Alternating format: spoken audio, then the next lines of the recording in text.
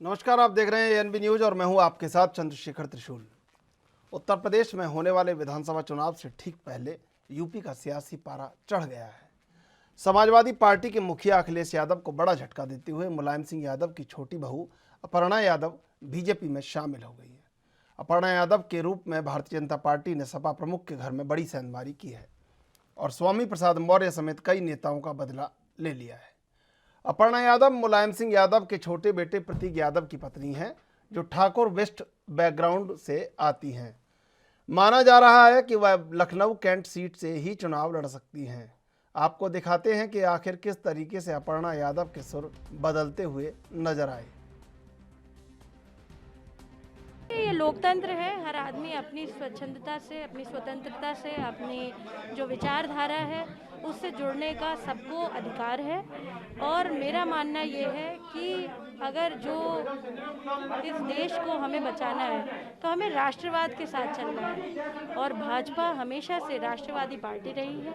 इसके चिंतन में, इसके मूल में संस्कारों का, धर्म का बहुत संरक्षण रहा है। और मेरी बहुत आस्था है आदरणीय प्रधानमंत्री जी में, नरेंद्र मोदी जी में, स्टेट के हमारे आदरणीय मुख्यमंत्री जी श्री योगी आदित्यनाथ जी और जितने भी बड़े लोग हैं इनकी कमेटी में, सभी ने बड़े प्रेम और आशीर्वाद के साथ मुझे ये भरोसा दिलाया। और अपर्णा यादव ने राष्ट्र आराधना करने की ठानी है। बहुत दिनों से पशुपेश में थी कि राष्ट्र आराधना की जाए या साइकिल की सवारी की जाए, और उसके बाद तय यही हुआ कि नहीं, साइकिल की सवारी नहीं हो पाएगी, क्योंकि अखिलेश यादव जिस तरह परिवार को टिकट नहीं देने का मन बना चुके थे, ऐसे में निश्चित हो गया था। हालांकि बातचीत परिवार में हुई, लेकिन अंततः फिर अपर्णा को भाजपा का दुपट्टा गले में डालना पड़ा। अपर्णा यादव के बीजेपी से जुड़ने पर स्वतंत्र देव सिंह, जो कि प्रदेश अध्यक्ष हैं, उन्होंने कहा कि पार्टी का कद बढ़ेगा अपर्णा के भाजपा में आने से। अब ये कद कैसे बढ़ेगा और पहले बढ़ा हुआ नहीं था, ये भी एक सवाल है। लेकिन ये सवाल यूँ भी है कि कई लोग ये भी कह रहे हैं कि अपर्णा के सपा में जाने से, अपर्णा के भाजपा में जाने से सपा को उतना ही नुकसान हो रहा है जितना शत्रुघ्न सिन्हा के भाजपा छोड़ने से भाजपा को हुआ था। अब ऐसे में तमाम सियासी तीर अपर्णा यादव के सपा छोड़ने, परिवार छोड़ने, सपा में वो कभी मुख्य भूमिका में नहीं रही। चुनाव उन्होंने जरूर लड़ा था कैंट से, लेकिन समाज सेवा के क्षेत्र में लगातार अपनी भागीदारी निभा रही थी। और फिर अंततः कहीं ना कहीं स्वयं के वर्चस्व को लेकर एक बड़ा कदम अपर्णा यादव ने उठाया और बीजेपी के संग राष्ट्र आराधना करने निकल पड़ी है। अब अपर्णा यादव के बीजेपी में सम्मिलित होते ही जो लखनऊ कैंट की सीट है, जिस पर एक अनार 100 बीमार जैसी दावेदारियां हैं, अब उस पर संघर्ष और कड़ा हो गया है।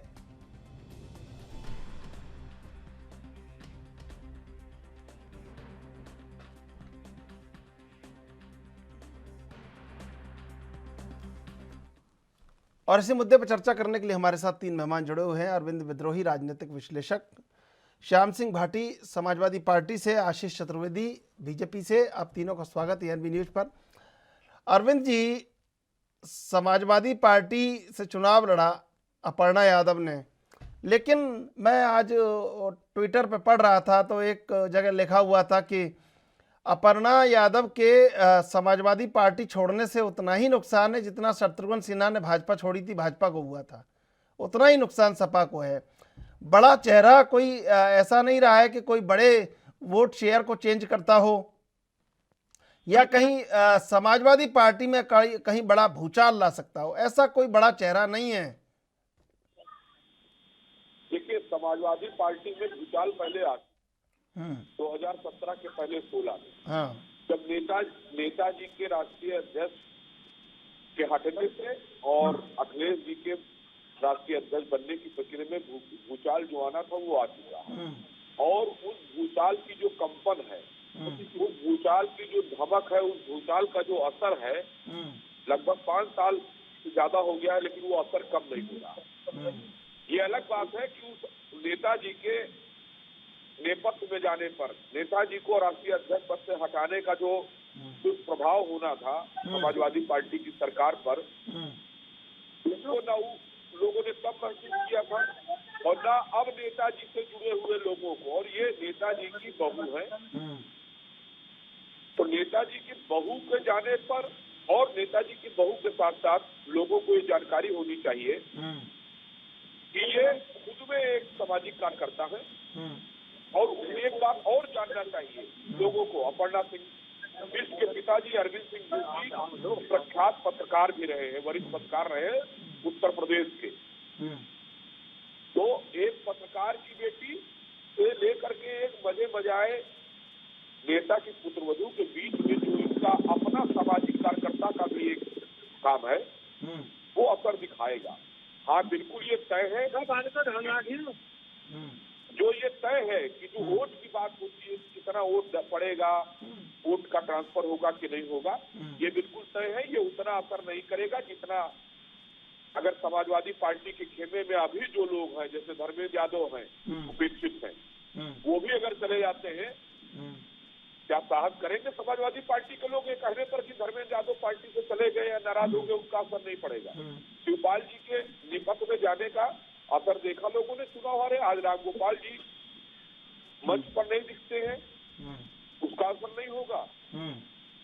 तो वास्तविकता तो ये है कि समाजवादी पार्टी हो या कोई भी पार्टी हो, अपने निष्ठावान संघर्ष के कार्यकर्ताओं के दम पर बनती है और पनपती है, निखरती है, सजती है, संवरती है। अरविंद जी है, अगर वो रिस्क करके कहीं और जा रहे हैं तो नुकसान होता है, कितना ज्यादा या कम इसका फैसला मतदाता करते हैं लोकतंत्र में। लेकिन मनोवैज्ञानिक रूप से समाजवादी पार्टी पर इसका और समाजवादी पार्टी नेताजी के मानने वाले पथोपेश में है।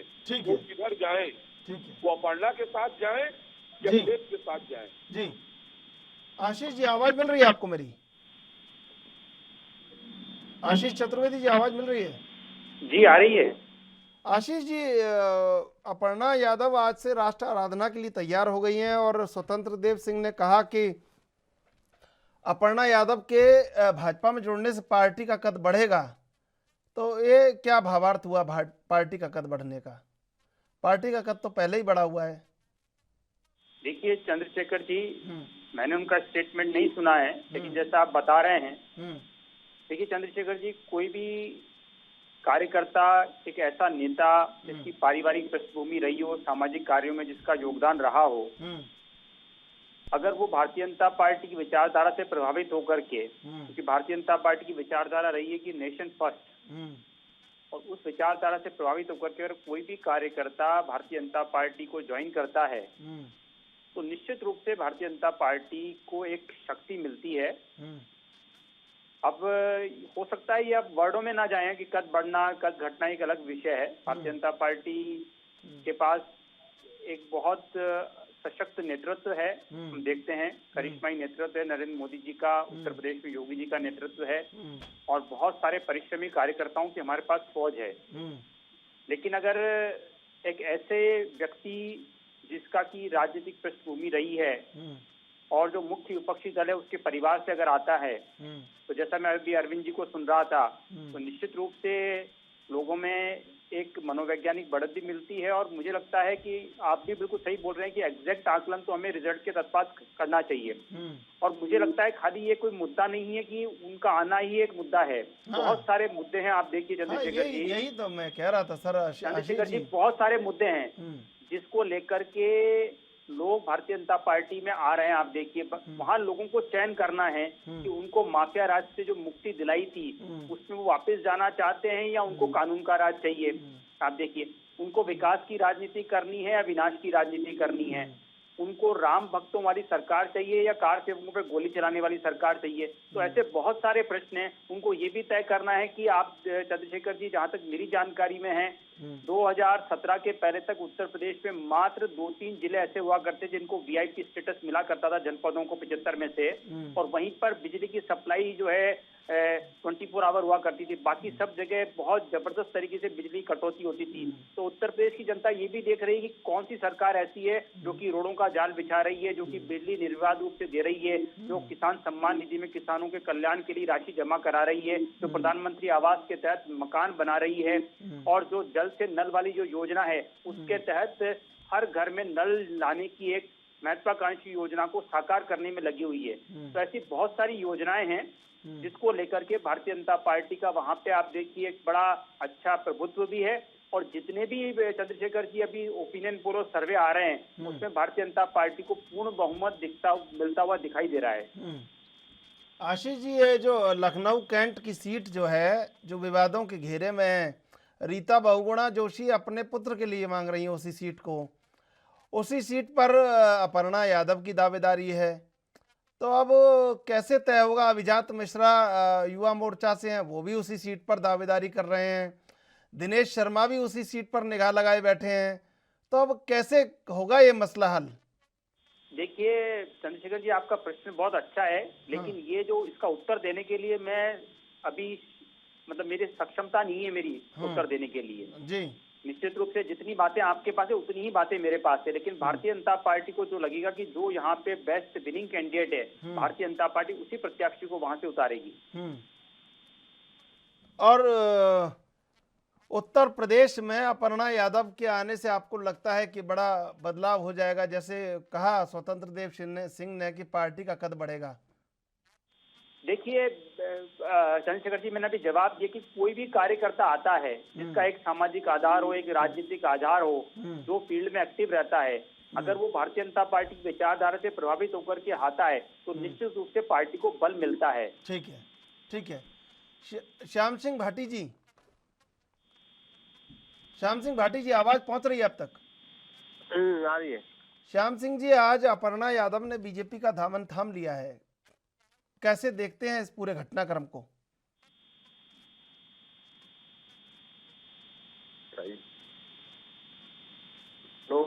श्याम सिंह जी, आवाज आ रही है आपको?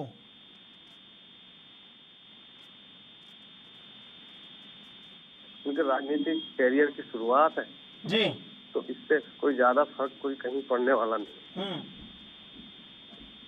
समाजवादी पार्टी की पूर्ण बहुमत की सरकार उत्तर प्रदेश में भ्रमित करने के लिए काम करते रहते हैं कभी कुछ, क्योंकि इनकी जो है सत्ता जा रही है, इसलिए आवाज स्पष्ट नहीं आ रही है आपकी, थोड़ा जोर से बोलिए जी। हेलो, हाँ जी। श्याम सिंह जी, क्या बड़ा फर्क पड़ेगा अपर्णा यादव के जाने से? कोई फर्क नहीं पड़ रहा है जी। समाजवादी पार्टी की सरकार, गठबंधन की सरकार उत्तर प्रदेश में आ रही है, इससे कोई फर्क पड़ने वाला नहीं है। तो पार्टी में रहे सब कुछ दिक्कत नहीं है, और वो चलेगी अब कोई जब कोई दिक्कत नहीं। ठीक है। अरविंद जी, ये जो दाव चले जा रहे हैं, इन दावों के भीतर कितना वजन है और कितना खोखलापन है, जरा बताइए। देखिए चंद्रशेखर जी, एक बहुत अच्छी अभी केवल जो जानकारी मुझे कुछ समाजवादी पार्टी के नौजवानों ने भेजी है, और वो अगर वास्तव में ये बात सच है तो जैसा मैं कहता रहा हूँ कि लौटना पड़ेगा समाजवादी पार्टी के मुखिया को उन वास्तविक मूल्यों के लिए जिन पर मुलायम सिंह यादव ने पार्टी की स्थापना किया था। अभी जौनपुर के साथी हैं, मैं उनका नाम ले रहा हूँ क्योंकि बहुत अच्छी बात उन्होंने लिखी है, भेजी हुई है। अजीत प्रताप सिंह है, जौनपुर के ही युवा साथी हैं, अखिलेश जी के करीबी हैं। उन्होंने लिख के भेजा है और उन्होंने इसको अपना सोशल मीडिया पर भी डाल दिया है कि अपर्णा यादव के टिकट न मिलने पर भाजपा में चले जाने की धमकी के बावजूद टिकट न देकर अखिलेश यादव जी ने परिवारवाद के खिलाफ क्रांतिकारी कदम उठाया है। अगर ये बात सत्य है तो एक बात समझ लीजिए कि अखिलेश यादव को पहला कदम मैं मानता हूँ डॉक्टर लोहिया के वास्तविक समाजवाद के कदम पर लौटने को। वंशानुगत राजनीति के खिलाफ इसकी पहली सीढ़ी मानी जानी चाहिए और अखिलेश यादव को स्पष्ट कर देना चाहिए स्वामी प्रसाद मौर्य को भी कि आपके लड़के को समाजवादी पार्टी टिकट नहीं देगी। हमने अपनी छोटे भाई की लड़की को नहीं दिया, ठीक है, कालांतर में गड़बड़ी हुई और परिवार के तमाम लोग राजनीति में आए, उनको पद प्रतिष्ठा मिली, लेकिन अब नई समाजवादी पार्टी परिवारवाद की घोर विरोधी रहेगी। जो डॉक्टर राम मनोहर लोहिया की सोच थी, जो चौधरी चरण सिंह चाहते थे, वो अब मैं अखिलेश यादव लागू करूंगा। मैंने अपने घर से शुरुआत कर दी। अगर ये हो जाए तो हार जीत अपनी जगह है। राजनीति में अपने महापुरुषों की, अपने आदर्शों के सिद्धांतों की स्थापना बहुत जरूरी है और इस बात को भारतीय जनता पार्टी डंके की चोट पर कहती है। आज जरूरत फिर है कि जैसे मुलायम सिंह का जिद्दी तेवर माना जाता था अपने संकल्पों के प्रति, जो 2016 से लेकर के अभी तक भटकाव की मुद्रा में समाजवादी पार्टी और अखिलेश यादव दिख रहे हैं, बार बार नए गठबंधन करते हैं। इसी बहाने लौट आए कहें नहीं हम परिवारवाद, नो नेपोटिज्म, परिवारवाद की वंशानुगत राजनीति के खिलाफ और गैर कांग्रेसवाद, गैर भाजपावाद के खिलाफ मैं उठ खड़ा हूँ। अब मुझे वही चाहिए जो समाजवादी विचारधारा के तहत काम करेगा। ये बहुत बड़ा कदम होगा, जैसा अजीत प्रसाद सिंह ने लिखा है। अगर ये है तो आशीष जी देखिए, अपर्णा यादव के जाने का सीधा सीधा संदेश जो निकल के सामने आ रहा है कि अखिलेश यादव ने परिवार को टिकट देने से मना कर दिया। अब ऐसे में अपर्णा यादव बीजेपी में जा रही हैं तो जो फायदा निकल के आ रहा है, सियासी फायदा, वो कहीं ना कहीं सपा के पाले में जा रहा है। देखिए चंद्रशेखर जी, मैं अभी अरविंद जी को भी सुन रहा था। उन्होंने समाजवादी पार्टी किसी कार्यकर्ता की जो टिप्पणी है उसको बताया भी है, तो बड़ी हास्यास्पद सी बात लगती है। आप देखिए कि अखिलेश जी खुद परिवार की राजनीति करते आए हैं और भारत में उन तमाम पार्टियों में वो शामिल है जो एक परिवार के केंद्रित होकर के चलती है। और हिंदुस्तान में कोई समाजवादी पार्टी ऐसी पार्टी नहीं है जो कि एक परिवार पे केंद्रित है। अगर हम भारत में देखें तो ऐसी बहुत सारी पार्टियां हैं जो एक परिवार पे केंद्रित होकर चलती हैं। अभी अरविंद जी जिक्र कर रहे थे चौधरी चरण सिंह जी का, आप देखिए उनकी तीसरी पीढ़ी राजनीति में है और वो एक परिवार के इर्द गिर्द पूरी जो पार्टी है वो चलती है। और ऐसी तमाम पार्टियां देश में आपको मिल जाएगी। आप जम्मू कश्मीर से लेकर के पंजाब में चले जाएं, आप हरियाणा में चले जाएं, आप वेस्ट बंगाल में चले जाएं, तमिलनाडु में चले जाएं, आप महाराष्ट्र में चले जाएं, जहाँ पे पॉलिटिकल पार्टी, कार्यकर्ताओं की पार्टी, विचारधारा की पार्टी न होकर के एक परिवार पर केंद्रित होती पार्टी है। आप देखिए ऐसे दर्जनों नेता हैं समाजवादी पार्टी में जो कि एक ही परिवार से निकले हुए हैं, जो राज्यसभा सांसद रहे हैं, लोकसभा सांसद रहे हैं, विधायक रहे हैं, एमएलसी रहे हैं। चाहे हम राम गोपाल जी की बात कर लें, चाहे शिवपाल जी की बात कर लें, चाहे धर्मेंद्र जी की बात कर लें, चाहे हम प्रतीक यादव की बात कर लें और चाहे हम जो हैं अभी डिम्पल यादव की बात कर लें जिन्होंने भी लोकसभा का चुनाव लड़ा है। तो मुझे लगता है परिवारवाद के अगर देश में अगर इसका आकलन किया जाए कि ऐसी कौन सी राजनीतिक पार्टी है जिसका की स्ट्रक्चर है और कल्चर है जो कि परिवारवाद पे केंद्रित नहीं है। देखिए भारतीय जनता पार्टी में भी परिवार के लोग हैं लेकिन वो उसका नियंत्रण नहीं करते हैं। तो आपको देश में मात्र दो पार्टियां ऐसी मिलेगी, भारतीय जनता पार्टी और लेफ्ट पार्टी, जो कि परिवारवाद के केंद्रित होकर के राजनीति नहीं करती है। अन्यथा तो आप कांग्रेस में भी देख लीजिए, कांग्रेस में भी एक ही परिवार का कब्जा है। ठीक है, कुछ कहना चाह रहे हैं अरविंद विद्रोही जी?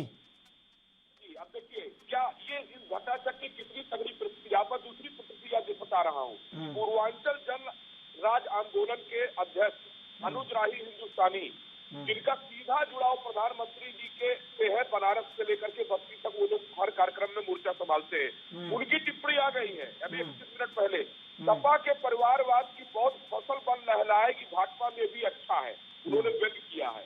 और भारतीय जनता पार्टी पर जो सपा लगातार आरोप लगाती है, ये लगातार इनके यहाँ भी राजनाथ सिंह से लेकर सारे लोगों से लड़के राजनीति करते हैं। और अमित शाह जी की टिप्पणी बहुत महत्वपूर्ण हो जाती है जब वो कहते हैं तो परिवारवाद के खिलाफ है, जो हमारे यहाँ कार्यकर्ता अच्छा काम लगातार करेगा हम उसको टिकट देंगे। डॉक्टर लोहिया के लिए तो आज सतर्क रहना पड़ेगा भाजपा के नेतृत्व को कि अगर वो मुलायम सिंह यादव की बहू को, अपर्णा जी को, तमाम उनके अच्छी बात होने के बावजूद अगर तत्काल टिकट देती है और ये होता है कि वही हमारी पार्टी को बढ़ाएंगी, तो इसका मतलब आप अमित शाह जी का जो कथन है, नरेंद्र मोदी जी का जो प्रहार है परिवारवाद पर, सपा पर, आप उसको भूतरा कर रहे हैं।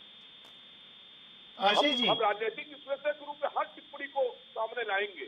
आशीष जी, ये जो राजनीतिक देखिए, राष्ट्रीय नेतृत्व जो कह रहा है कि परिवारवाद के खिलाफ आप चल रहे हैं, आप भी कह रहे हैं, तो धार कहीं ना कहीं भौतरी साबित हो रही है। अगर अरविंद विद्रोही जिस तरह कह रहे हैं कि अगर टिकट मिल जाता है लखनऊ कैंट से, रीता बहुगुणा छोड़ देती हैं या रीता बहुगुणा लगातार संघर्ष कर रही हैं अपने पुत्र के लिए, तो फिर तो टिकट कहीं ना पुत्र नहीं तो कहीं कोई पैराशूट कार्यकर्ता आया, परंपरागत कार्यकर्ता तो धरा रह गया ना सर उसी जगह। बड़ी दिलचस्प स्पष्ट टिप्पणियां और बहुत जिम्मेदार लोग लिख रहे हैं। बिल्कुल, मैं आ रहा हूँ जी। भारतीय जनता पार्टी के तमाम ऐसी एजेंसियां हैं, भारतीय जनता पार्टी के कार्यकर्ता हैं जो वहाँ पे सर्वे करते हैं, एजेंसियां वहाँ पे सर्वे करती है और भारतीय जनता पार्टी को तो लगेगा कि जो बेस्ट सुटेबल कैंडिडेट है, जो भारतीय जनता पार्टी को उस क्षेत्र में जीत दिला सकता है, भारतीय जनता पार्टी उसी को टिकट देती है। आप देखिए, पर ऐसा नहीं कि पहली बार ऐसा हो रहा है कि भारतीय जनता पार्टी में कोई ज्वाइन कर रहा है और उसको टिकट दिया जा रहा है। ऐसा होता है, हर चुनाव में ऐसा हुआ है, अनेकों बार हुआ है। तो फिर सर सिद्धांत और विचारधारा के मायने बदल जाते हैं ना, इसलिए सवाल हम पूछते हैं कि सिद्धांत और विचारधाराएं तो अपनी जगह परिपक्व रहनी चाहिए। अगर वो अस्थायी हैं तो कहीं लोग उनके बारे में मूल्यांकन करते हैं उनका।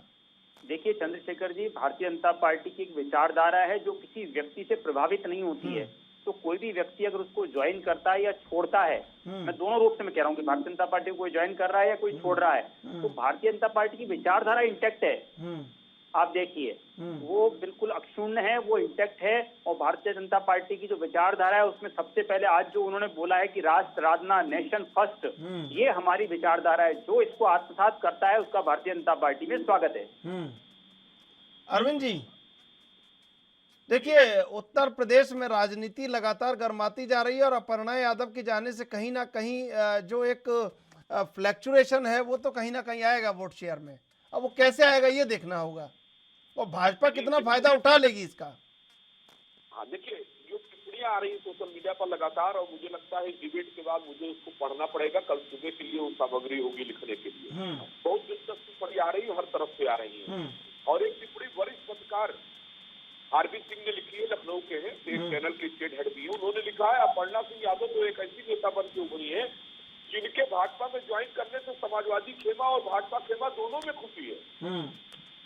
अब इसका भी विश्लेषण जरूरी है। उनके जाने से दोनों तरफ लोग खुश है, भाजपा में भी खुश है, उधर से आगे। बिल्कुल, मैं रोकना चाहूंगा अरविंद जी।